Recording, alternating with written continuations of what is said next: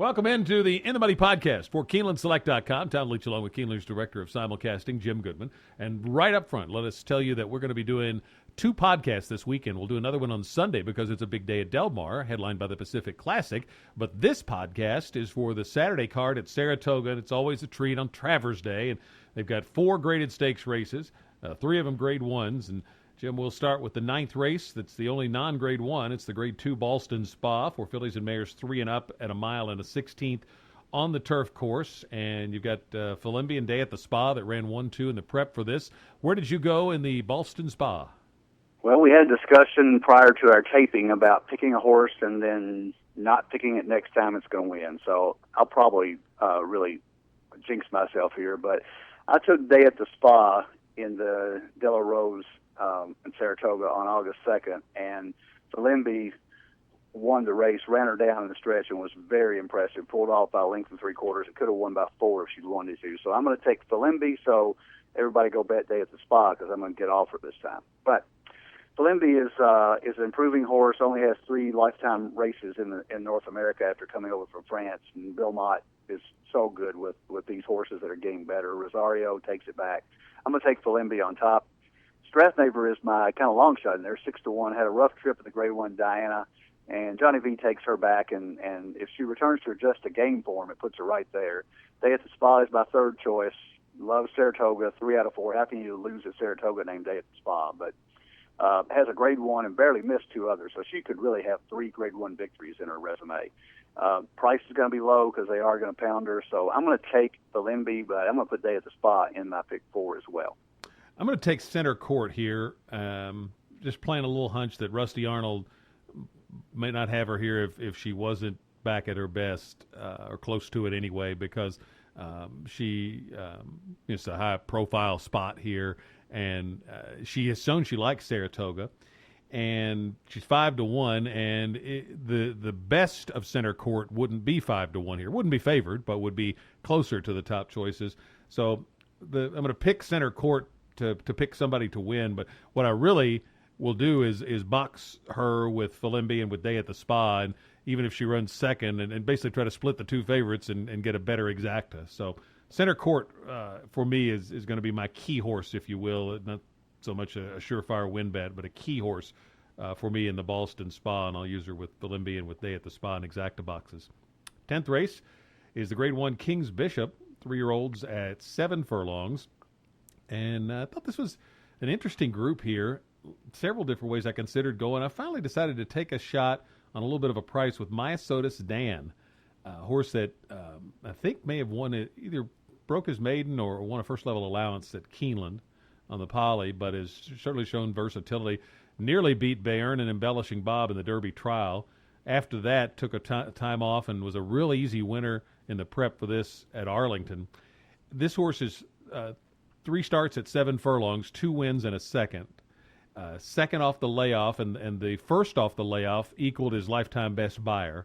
So a 3-year-old that's maybe improving, and I think there's a good bit of speed in here that maybe could set up a late run. So I'm going to try Myosotis Dan and use him with 7 The Big Beast, 8 Coup de Gras, and 2 Wildcat Red. What about you?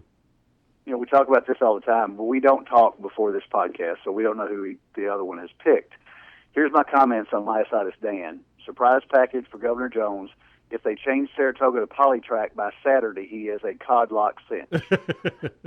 I'm guessing he takes a big step forward at a huge price. Having said that, he is 3 for 3 on Polytrack, by the way. He's got 2 wins at Keeneland, and the one at Arlington was the allowance race that you were talking about. So he was unbelievable at Keeneland. And they're going to put him in a tough spot here, going from an allowance. He's never run in a grade 1. He ran the Derby trial, and as you said, just got beat by Bayern and Embellishing Bob.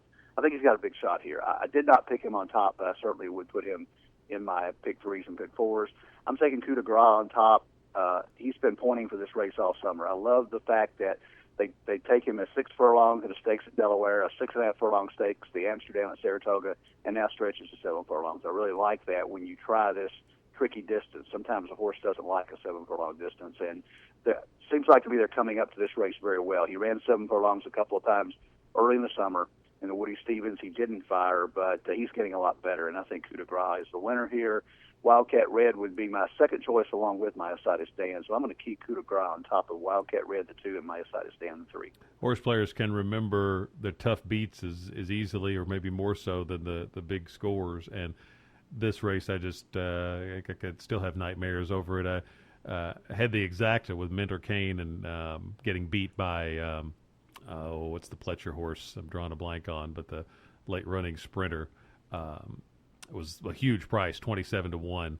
And but I had a little small try with Mentor Kane keyed on top of 3 horses overall. And so I'm rooting for the Pletcher horse to come on. He's going to easily get second. But no, don't pass him. Would have been a huge trifecta. Oh, well. That happens all the time. Maybe I get some of the money back in this year's King's Bishop. The 11th race, the Grade 1 Ballerina, 3-year-olds and up, fillies and mares, 7 furlongs the distance here. And who'd you like? I like my Miss Aurelia. I was not convinced that she was ready for the Shine Again, but that was a perfect prep race for this. And I think if she runs back to where she was in 2012, she only ran once in 2013, but if you remember, she was undefeated 6 for 6 going into the Breeders' Cup Ladies Classic and lost to Royal Delta by a length and a half. Anywhere close to that wins this race, and I got to believe that Pletcher's got her back on the right track. But Shine Again was very impressive. She got beat by Better Lucky, but Better Lucky was pointing for that race, and I think that she's a lot better bet than Better Lucky is today. The other horse that I liked in here, Artemis Agritera, was very impressive in the 7-furlong official claimer at Saratoga back on July 23rd, and that sets her up well for this as well. I like a 7-furlong race in her tank going into this race. So I'm going to take my Miss Aurelia. Artemis Agritera is my second choice, and Better Lucky is my third. I'll use all 3 of them in the Big 4. I ended up taking Artemis Agritera. I like that 97 buyer on the 23rd of July at Saratoga, 2 for 2 on the track. And, I think with her speed, I don't think the one hole's an issue really going 7 furlongs in this spot. So I'm going to take her, and I put her with Willett, the 5, Hot Stones, the 8, and the 6, La Verdad. But you make some good points about my Miss Aurelia. I think I would have to use her in an exacta box, too, because really if she's anywhere close to her best, she's better certainly than any of those 3.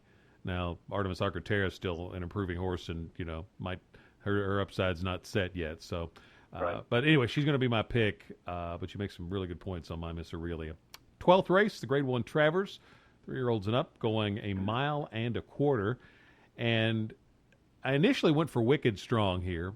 And then I changed my mind and went back to Bayern, who I picked in the Haskell. I went back and I get to thinking about Bayern, and I've heard some conversation about the 20th anniversary of Tom Durkin's great call on Holy Bull's race. And I went back and watched that race, and they sent a rabbit after Holy Bull, and he was the best horse with the most speed, and even with the rabbit, he went 46 and change to the half and still held off Concern to win it. I don't know the Bayern's Holy Bull, but a similar style that the more I thought about Wicked Strong, I see him tracking Bayern, and I'm not sure Wicked Strong's as good at 1.25 miles. He is at 1 1/8, and I think he's probably more likely to get his spirit crushed a little bit than he is to beat Bayern. So I'm going to take Bayern. Tonalist certainly is, I think, the one to beat. I think he really improves off that last start.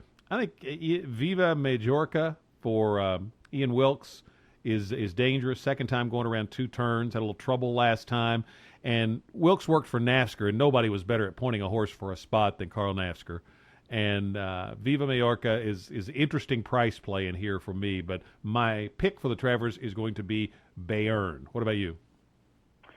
Well, when you look at the numbers, if he runs back to the 108, 107, he ran the Winnie Stevens and Haskell, they're running for second. And there's not a lot of other speed in here. But you got to figure that somebody's gonna hook him and not let him get off that easy lead. I'm taking Tonalist. I took Tonalist in the Jim Dandy, and he didn't run well. Wicked Strong looked a lot better than he did. But I just got to believe that the Belmont took a lot more out of Tonalist than I thought it did. It was a tough win. I mean, he only won by a head, and he just won right at the wire. I thought he was an improving horse and was going to move forward in the Jim Dandy. He took a step back, but I know Clement wants to win this. I know Robert Evans wants to win this because if Tonalist wins, that means he's got the Travers and the Belmont. California Chrome got the first 2 legs of the Triple Crown. So you settle the 3-year-old championship more than likely in the Breeders' Cup Classic. So Toneless has a lot to run for. I think the connections really want this. He may not be able to catch Bayern. If Bayern gets an easy lead, it's probably over. But I'm going to take him on top. Bayern second. He's the real deal. I didn't think he'd get a mile and 8. He's going to get a mile and a quarter because he's that good.